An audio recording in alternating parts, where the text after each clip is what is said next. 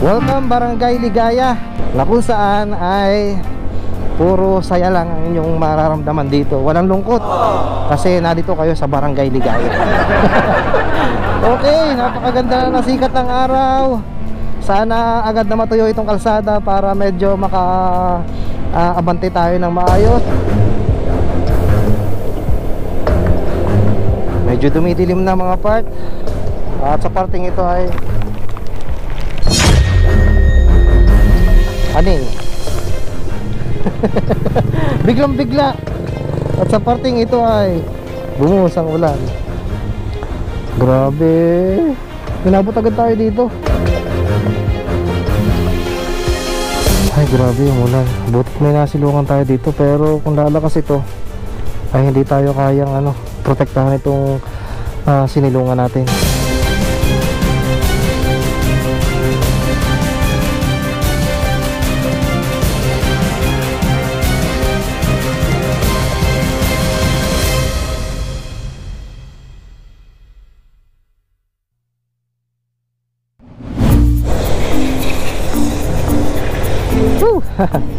Medyo nakalabas sa traffic. 10 o'clock ng umaga mga part. Umalis ako sa bahay. Tapos ngayon ay 10:26. Nasa kulang-kulang 30 minutes din na biyahe bago makaalis sa traffic. Okay, andito ako ngayon mga part sa may parting ano bang tawag dito? Kumintang, going to Balagtas ito. Alangilan tapos Balagtas. So bypass gaming ulit tayo mga part ngayon kasi plano ko mga part ay pupunta tayo sa Mabini, Batangas. So doon tayo magra-rides ngayon mga part. Medyo tinanghali lang tayo ngayon kasi kaninang umaga ay sinamahan ko pa si mami sa pamamalengke. So yun, kaya medyo mainit ngayon ang ating biyahe. Pero kaninang umaga mga part ay inabot pa nga kami ng ulan kanina. So medyo kulimlim pa din yan sa parting unahan natin. Pero dito sa may parting kanan nating bahagi ay mainit pa naman. So sana ay makarating tayo ng Mabini, Batangas nang hindi tayo naabutan ng ulan. So yun ang magiging goal natin mga part, ay makapunta sa Mabini, Batangas. At hindi lang basta pupunta tayo mga part sa Mabini. Uy, munti ka na yun. Basta na lang ngumpot ito si kuya. So yun, mabalik tayo. Hindi lang tayo basta pupunta sa Mabini mga part, kundi ay ikutin natin yung Mabini. Magmamabini loop tayo mga part. At sana ay makisama ang panahon para sa ating gagawin ngayong araw na ito. So last week mga part, kung mapapansin ninyo, wala akong upload. So ayun nga, meron kasing bagyo no nakaraang linggo na hindi tayo nakalabas. So ngayon ay babawi ako sa inyo. Kasi hindi din talaga ako hindi ako makapakali nang wala akong upload. Kasi nga once a week na lang tayo nag-upload sa ating YouTube, ay nagagawa ko pang mag-absent ng pag-upload doon. At saka parang hindi ko na yung kumbaga may kulang sa akin kapag hindi ako nakapag-vlog, hindi ako nakapag-upload sa YouTube. Kaya yun, kahit tanghali na ngayon mga part, talagang pinush ko ang aking sarili na makalabas para lang meron tayong pang-upload. Grabe, sobrang nagugusan ko talaga itong mga part ng aking ginagawa. Kaya nga lang may pagkakataon na hindi talaga pwedeng tayong lumabas. Kasi ang hirap talaga ng pagiging travel vlogger. Kasi ang ating gamit ay motorsiklo sa ating pagta-travel. Yun ang ating way ng transportation. Ito yung ating ginagamit para makapunta doon sa location o lugar na pupuntahan natin. So kung meron naman tayong 4 wheels, why not? Kahit umuulan. Kaso nga lang ay wala pa tayo noon sa ngayon. Hindi naman hindi naman nagsasarado yung aking ano bang tawag doon? Pintuan para sa ganyang mga pagkakataon, opportunities. Malay mo balang araw ay swertehin tayo. Hindi natin masasabi ang takbo ng panahon mga part. Basta palagi lang tayo magsipat, ay sigurado naman na ang ating mga ginugusto sa buhay ay makakamit natin. So yun, nandito na tayo mga part sa mga parting Alangilan. Ayun, papasok pa lang ata tayo sa Alangilan. Alangilan o Balagtas, parang ang bilis ng ating biyahe. medyo maano lang, dikit-dikit lang dito sa parteng highway mga part itong mga barangay dito. So kanina ay kumintang, tapos dinaan natin ng alangilan. Tapos wari ko ay ano, balagtas tong ano, nasa balagtas na agad tayo. So balikan ko na ulit kayo mamaya mga part. Update tayo pagka nasa may bypass road na tayo. Okay, kakapasok lang natin dito sa may bypass road, dito sa may balagtas mga part. Parang nagdadalawang isip akong tumuloy oh. Madilim dyan sa may ano, Pakanluran, sa pupuntahan natin.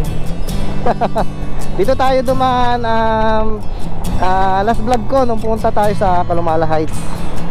So ito yung pinakamadaling daan na papunta sa Bawan, Batangas. So doon ang daan natin sa may Bawan, papuntang Mabini, Batangas. Never really know what's going on.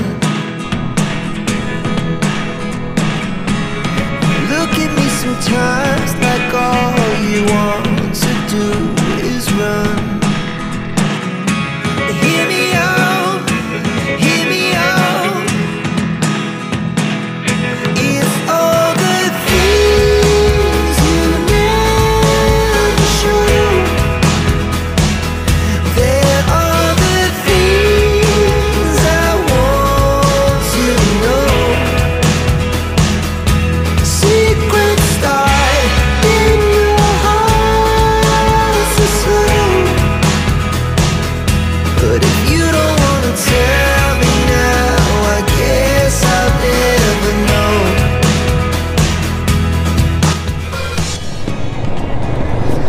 Nandito na tayo mga parts sa Bawan, Batangas. Nasa harapan natin ang Bawan Doctors General Hospital. So kakanan tayo dito mga part. Inabot tayo ng ulan doon sa may bypass road. Kaya hindi ako doon nakapag-video. So, medyo may ulan, ano pa ng ulan ng ating ano camera. Ay patak ng ano ng matawag doon, raindrops. Okay, diretso tayo mga part. Ano bang oras na? 10:51 ng umaga. Andito na tayo sa Bawan, Batangas. 29 and I find myself wondering what did happen to the last 10. I ran away with my life, fast forward, never turn back again. It's kind of funny that the more we pass time, the more we need to set the rewind. And 19 was the year I had to leave you, but now I'm seeing all the signs. Is this really happening? Magpapagas muna ako dito mga part. At meron na lang tayong 3 bars. 12 bars yung kanina nung umalis tayo sa bahay. So dadagdagan natin kasi hindi ko tansya kung gaano kalayo yung iikutin natin.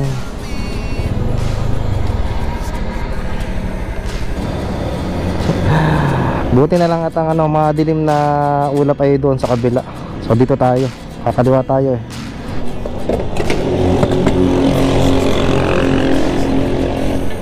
Okay, bilisan na natin bago pa tayo abutan ng ulan. Pero sana naman ay makisama sa atin ng panahon. Pero naniniwala ako naniniwala ako na makikisama ang panahon sa atin. Para sa Mabini ng pangapan.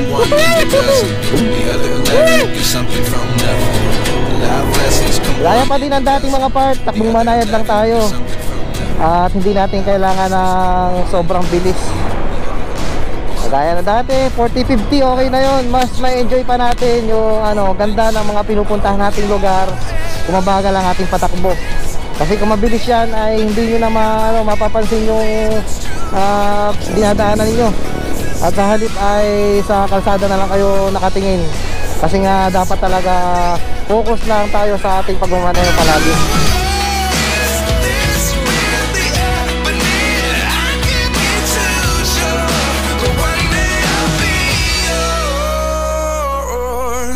Tumigil lang ako mga part at magabok itong dinaanan natin. Kasi kanina doon sa may bypass road ay nabot tayo ng ulan. Siyempre nagkameron ng patak ng ulan itong camera natin, itong screen.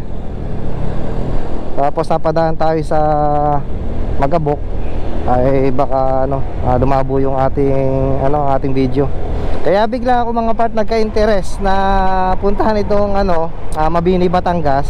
Kasi kung napapansin yung mga part sa mga itong nakaraan ko mga video na nahaling ako sa sa pagpi-fishing. Na yun naman talaga mga part yung aking hilig simula noong bata pa ako. So yun parang di ba alam naman natin na itong Mabini, Batangas ay napapaligidan ng dagat. So magtitingin-tingin din ako ng kumbaga yung ng spot na pwedeng pagpishingan. I love, ano bang tawag dyan? I love o I heart San Francisco. Ang ganyang kabataan. Oy, syempre tayo dito. Magpipicture tayo.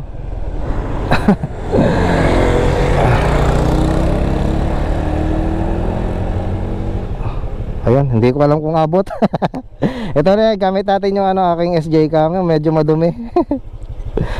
Ayun, pinang babackup ko kasi to. Okay. Siyempre picture tayo dito. So ito palang San Francisco ay Mabini na part, Mabini, Batangas. So nandito na tayo pala sa Mabini. Okay, medyo alanganin lamang itong pinakapwesto ng kanilang pinaka-landmark. Nasa pataas na kurbada. So nakakaalangan lang na mag-picture. Kailangan ay doble ingat kapag titigil dyan at magpipicture. Okay. Oh, sigsag dito. Ibang oras na, 11:12. Woohoo! Yan mga part, nasa harap natin yung kabundukan ng Mabini, Batangas. So paano kaya ang gagawin kong ikot nito mga part? Kalimitan na nakikita kong yun sa mga napapanood ko na naglulop dito. Kalimitan kasi na naglulop dito mga part yung mga nagbabike, yung mga siklista. Yung nakalimitan kong napapanood kapag nagsesearch ako ng Mabini, Batangas loop. So ngayon ay ang ginagawa nila, dito sila dumadaan sa kaliwang parte. So bala ko naman mga part ay dito tayo sa kanan para papunta tayo sa likod. Tapos ang balik natin ay dito sa sa kaliwa. So mag-iiba tayo ng ng daan mga part. So dito sa yan ito. Lalapit-lapit lang tayo ng konti mga part. Sa halip na Talaga, Malimatok dito sa kaliwa, dito tayo sa kanan mga part, sa papuntang Anilao. So sabi ay dito nagsisimula yung yung pinaka-loop. Okay, update tayo mga part dito sa sa Mabini, Batangas. Kakadaan ko lang dun sa may nakalagay na Anilao East. So nandito tayo mga part sa may Anilao East ngayon. Napakaganda ng daan dito. May mga pa-banking pero medyo basa ng konti mga part ang kalsada kasi kanina nga nung papunta pa lang tayo ay natatanaw ko na yung maitim na ulap dito. So siguro kanina ay umulan dito mga part. Kaya medyo dahan-dahan lang tayo. Mabini, Batangas Port. Isilipin lang natin mga part Pero sa palagay ko yung nadaanan natin pakaliwa yun yung daan. So sisilip lang tayo. Syempre hindi mabubuhay itong ating paglulup dito sa Mabini, Batangas kung hindi natin ito dadaanan. So hindi ko lang sigurado kung pwede ba tayo dito.